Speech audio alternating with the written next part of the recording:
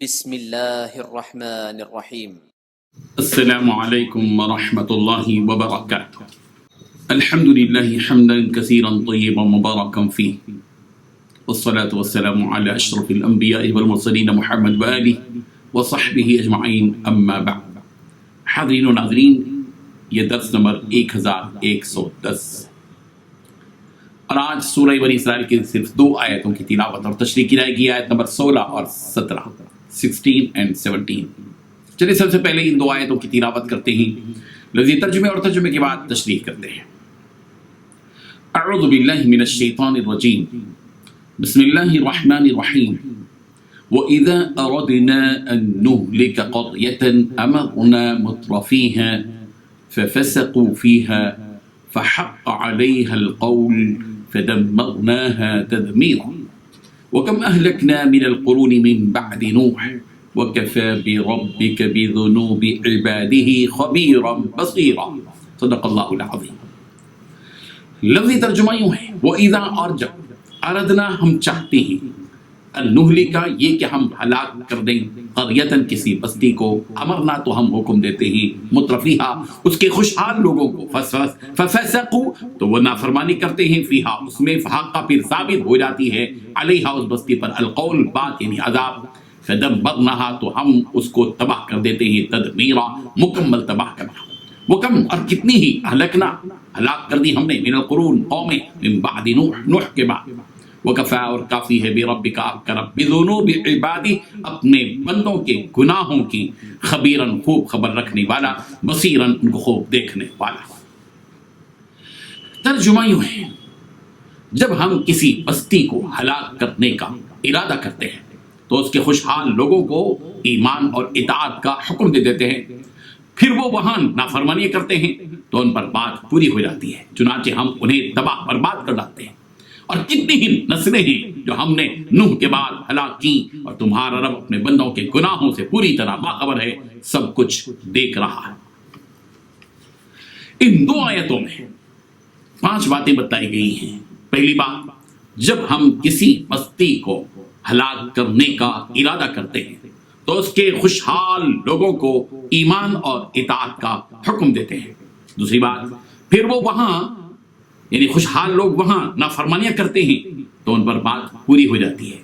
تیسری بات، چنانچہ ہم انہیں تباہ و برباد کر ڈالتے ہیں۔ چوتھی بات، کتنی ہی نسلیں ہیں جو ہم نے حضرت نوح کے بعد ہلاک کر دی۔ پانچویں بات، تمہارا رب اپنے بندوں کے گناہوں سے پوری طرح باخبر ہے، سب کچھ دیکھ رہا ہے۔ بزرگان محترم، پچھلی آیت میں یہ حقیقت بتلائی گئی تھی کہ جب تک ہم نبی کو نہیں بھیجتے اس وقت تک ان پر عذاب نازل نہیں کرتے۔ اس آیت میں اللہ تبارک و تعالیٰ اپنا ایک اور دستور بیان کر رہے ہیں کہ جب ہم کسی بستی کو ہلاک کرنے کا ارادہ کرتے ہیں تو اس کے خوشحال لوگوں کو، مالدار لوگوں کو، سردار قسم کے لوگوں کو اس بات کا حکم دیتے ہیں کہ وہ ایمان لا لے، اطاعت اور فرمانبرداری کر لے۔ اس حکم کے دیے جانے کے باوجود اگر وہ خوشحال لوگ اللہ کے اس حکم کی مخالفت کرتے ہیں اور اللہ کی سرزمین میں فسق و فجور کرتے ہیں اور اللہ کی اطاعت سے نکل جاتے ہیں اور سرکشی کرنے لگ جاتے ہیں تو ان کی اس نافرمانی اور سرکشی کے جرم میں ان پر عذاب کو، ان کی بنیاد پر، اس جرم کی وجہ سے ان پر عذاب کو واجب کر دیتے ہیں اور ان کو ہلاک کو تباہ کر دیتے ہیں، تخت و تاراج کر دیتے ہیں۔ اللہ کے اس حکم میں اس بستی کے سارے لوگ شامل رہتے ہیں کہ تم سب اللہ کی اطاعت کر لو۔ یہاں صرف خوشحال اور مالدار لوگوں کا تذکرہ کیا گیا اس لیے کہ یہ خوشحال اور مالدار قسم کے لوگ ہی اس قوم کے سردار اور قائد ہوتے ہیں اور دوسرے سارے لوگ ان کے تابع ہوتے ہیں۔ جب سرکشی، نافرمانی میں یہ لوگ ان مالداروں کے تابع ہوتے ہیں تو عذاب جب آ جاتا ہے تو یہ بھی ان خوشحال لوگوں کے تابع ہوں گے۔ جب یہ خوشحال لوگ سرکشی کرنے لگتے ہیں اور جب سرکشی کی وجہ سے یہ لوگ تباہ ہو جاتے ہیں تو واقعی یہ تابع داری کرنے والے بھی ان کے ساتھ تباہ و تاراج ہو جاتے ہیں، تباہ و برباد ہو جاتے ہیں۔